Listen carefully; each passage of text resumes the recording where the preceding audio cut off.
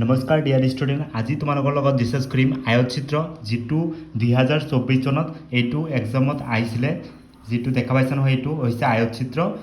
আমাৰ ডাটা দিয়া আছে, এইখিনি চাৰ্ট দিয়া আছে, আৰু এইটো দি পেলাই আমি কি কৰিব লাগে, আয়ত চিত্ৰ বনাব লাগে। আৰু লগতে চোৱা দিয়া আছে, লগতে আয়ত চিত্ৰ কাক বোলে এইটো পিছত মই বুজাম। তোমালোকে যেতিয়া চিত্ৰটো দেখাবা, যেতিয়া তোমালোকে চিত্ৰটো কৰিবা, তেতিয়া তোমালোকে সম্পূৰ্ণলৈকে বুজি পাবা। সো তাৰপিছত কি কৈছে, লেখ কাগজত ব্যৱহাৰ কৰি পেলাই এইটো চিত্ৰটো বনাব গৈছে। প্ৰথম আমি চিত্ৰটো বনাম, তাৰপিছত ডেফিনেশ্যনটো আমি তাৰপিছত বুজাম। যেটো তোমালোকে দেখা পাইছা, এইদৰে এটা আয়ত হিষ্টগ্ৰাম আঁকিব লাগিব, ঠিক আছে। আৰু আয়ত কেইটা চোৱা, এটা আনটোৰ লগত কি আছে, সংযোগ আছে, দেখা পাইছা নহয়। আৰু যিকেইটা ৰাহি আছে, ৰাহি মানে মানকেইটা আছে, ইয়াক আমি লৈ পেলাই আমি কি বনাম, এটা আয়ত চিত্ৰ বনাম। তাক কোৱা হয় আয়ত চিত্ৰ। মই ডাইৰেক্ট এইটো ডেফিনেশ্যনটো কৈ দি আছোঁ যে চোৱা, যি চিত্ৰত ৰাহিবোৰ আয়ত আকাৰে লেখ কাগজত অংকন কৰা হয়, এইটো এটা লেখ কাগজ হয়।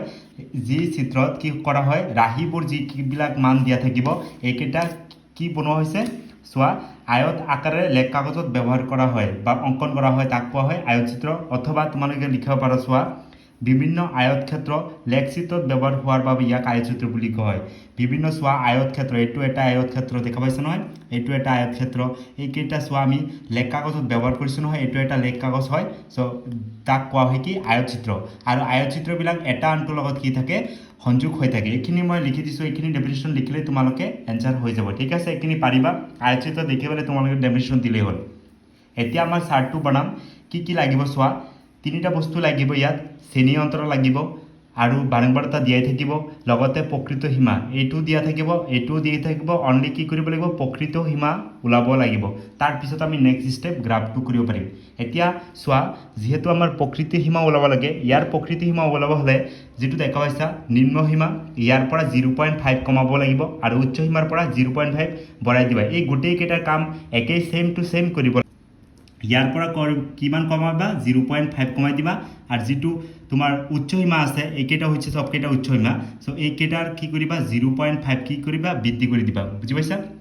এতিয়া চোৱা, 90ৰ পৰা 0.5 কমাই দিলে কিমান হ'ব, 89 কিমান হ'ব, 5 হৈ যাব। আৰু ইয়াত যদি 0.5 বঢ়াই দিয়া কিমান হ'ব, তোমালোকে গম পাইছা। ইয়াত যদি বঢ়াই দিয়া হয় কি, 99.5 হৈ যাব, হৈছে। ইয়াতো ছেম, নিম্ন সীমা ইয়াৰ পৰা 0.5 কমাই দিলে চোৱা, 79 কিমান হ'ব, 5 হৈ যাব। আৰু ইয়াত চোৱা, উচ্চ সীমা আছে, উচ্চ সীমাৰ পৰা 0.5 বঢ়াই দিব লাগিব, হয়নে। চ' ইয়াত হ'ব আমাৰ কি, 89 কিমান হ'ব, 5 হৈ যাব, হৈছে। এইখিনি ইয়াত হ'ব 29.5, আৰু ইয়াত চোৱা, ইয়াত কি হ'ব, ইয়াত 9.5 হৈ যাব, আৰু ইয়াত হৈ যাব কিমান, 19.5। এইদৰে তোমালোকে চাৰ্ট পাই যাবা। ইয়াত চোৱা, আটাইতকৈ সৰু কি আছে, 9.5 আছে।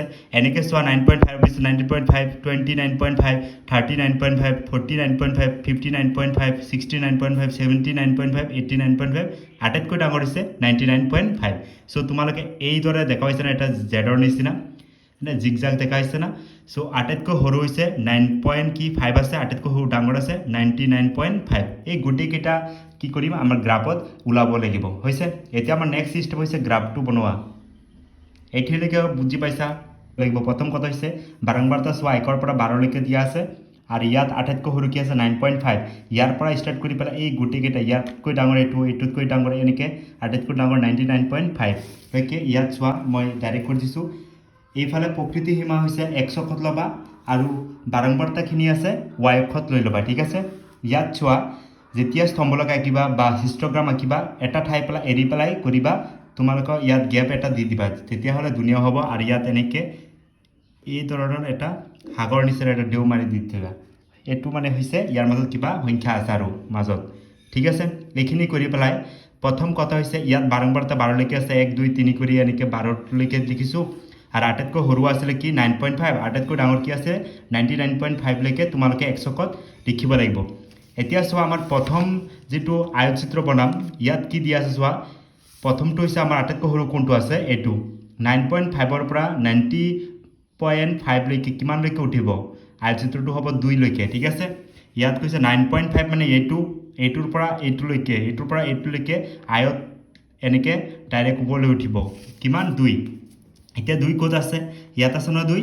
সো এইখিনিলৈকে আমাৰ কি কৰিবা প্ৰথম আয়তচিত্ৰটো ড্ৰ কৰি দিয়া একেবাৰে সহজ হয় এইটো একেবাৰে তোমালোকে পাৰিবা এই ধৰণে কৰিলে আমাৰ ফিনিশ হৈ গ'ল কি চিত্ৰ হৈ গ'ল আয়তচিত্ৰ কমপ্লিট হৈছে ইয়াত আমাৰ কিমানলৈকে উঠিছে 2 লৈকে এতিয়া আমাৰ নেক্সট কুৱেশ্যনটো চোৱা নেক্সটটো আমাৰ কি দিয়া আছে 4 লৈকে দিছে 19.5 ক'ত আছে এইখিনি আছে ইয়াৰ পৰা কি কৰিছে 29.5 লৈকে কিমান দিয়া আছে 4 লৈকে উঠিছে ইয়াৰ পৰা ইয়ালৈকে এনেকে ডাইৰেক্ট ওপৰলৈ উঠিব কাৰণ আয়তচিত্ৰবিলাক এটা লগত আনটো কি লাগি আছে সো ইয়াৰ মানে বিন্দু হৈছে 4 ইয়াৰ বিন্দু হৈছে 4 ইয়াত হয়নে সো এইখিনি হৈছে কি কৰিবা ড্ৰয়িং কৰি দিয়া এটো হৈ গ'ল আমাৰ সো এইফালেও কি কৰি দিয়া এইফালে ড্ৰয়িং কমপ্লিট হৈ গ'ল হয় তলত গুচি গ'ল বেছি প্ৰবলেম নাই সো এইটো হৈছে আমাৰ কি আয়তচিত্ৰ সেকেন্ডটো কিমান দিয়া আছে 4 লৈকে এতিয়া আমাৰ থাৰ্ডটো চোৱা কিমান দিয়া আছে থাৰ্ডটো আছে 5 লৈকে উঠিছে 29.5 ৰ পৰা 39.5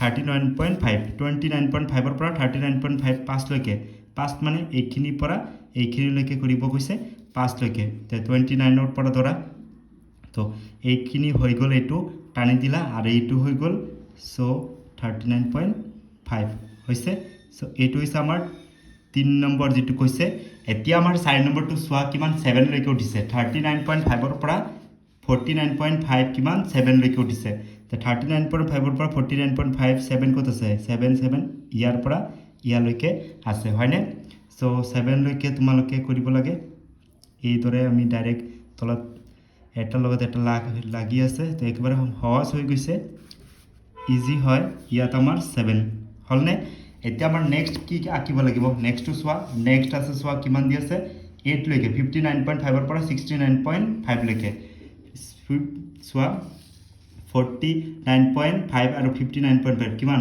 12 এইটো 12 আছে সো 12 আছে ইয়াৰ পৰা ইয়ালৈকে 12 মানে ক'ত আছে এইখিনিলৈকে 12 হয়নে সো ইয়াৰ পৰা এইখিনি আছে 12 সো এইটো একেবাৰে টানি দিয়া ইয়াৰ পৰা 49.5 ৰ পৰা এইটো হৈ গ'ল 59.5 কিমানলৈকে আছে একেবাৰে 12 লৈকে টানি দিলেই হৈ গ'ল সো এইটো হৈছে আমাৰ 12 লৈকে গ্ৰাফটো উঠিছে হয়নে আয়তচিত্ৰটো হৈছে এতিয়া নেক্সট চোৱা কিমান আছে 8 লৈকে আছে হয়নে তাৰপিছত 8 লৈকে আছে এইখিনিৰ পৰা এইখিনি আছে 8 ক'ত আছে ইয়াৰ পৰা এইখিনি এইফালে তো আৰু টানিব নালাগে আছে এইফালে সো জাষ্ট এইফালে কি কৰিবা তোমালোকে বিপৰীত ফালে সাইডটো যেটো বাহু আছে হেতু বাহু আঁকিলেই হ'ল হৈ গ'ল আমাৰ 8 লৈকে কমপ্লিট তাৰপিছত চোৱা 6 লৈকে আছে 6 মানে ক'ত আছে সো ইয়াৰ পৰা 6 লৈকে আছে 7 এটো 7 6 মানে ইয়াৰ পৰা এইখিনি লৈকে আছে 6 হয়নে চোৱা 6 সো এইফালে আছে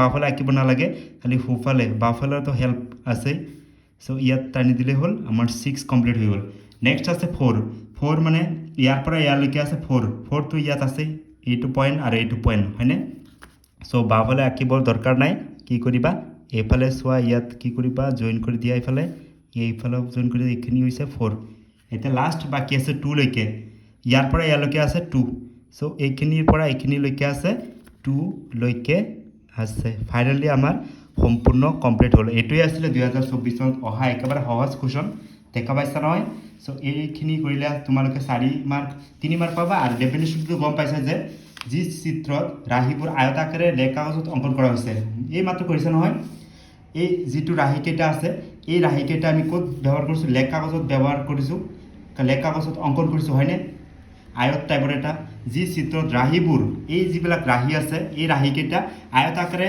ইয়াত বনোৱা হৈছে হয়নে তাৰ পিছত বিভিন্ন আয়ত ক্ষেত্ৰ লেখ চিত্ৰৰ ব্যৱহাৰ হোৱাৰ বাবে ইয়াক কি বুলি কোৱা হয় আয়ত চিত্ৰ বুলি কোৱা হয় বিভিন্ন আয়ত চিত্ৰ চোৱা ক'ত ব্যৱহাৰ কৰা হৈছে লেখ কাগজত ব্যৱহাৰ কৰা হৈছে যাৰ বাবে ইয়াক কোৱা হয় আয়ত চিত্ৰ আৰু এই আয়ত চিত্ৰবিলাক কি হৈছে এটা লগত আনটো কি হৈছে সংলগ্ন হৈ আছে মানে জয়েন হৈ আছে লগ লাগি আছে তো এইখিনি লিখিলে তোমালোকে 1 মাৰ্ক আৰু এইখিনি চিত্ৰ বনাব লাগিব জাস্ট তোমালোকে বাৰম্বাৰতা আৰু প্ৰকৃতি সীমাটো খালি ওলাব লাগে হৈছে যদি তোমালোকৰ ভিডিওটো ভাল লাগিছে তেতিয়া লাইক কৰিবা লগৰ ফ্ৰেণ্ডক শেয়াৰ কৰিবা হিহঁতৰ যদি সহায়ফুল হয় থ্যাংক ইউ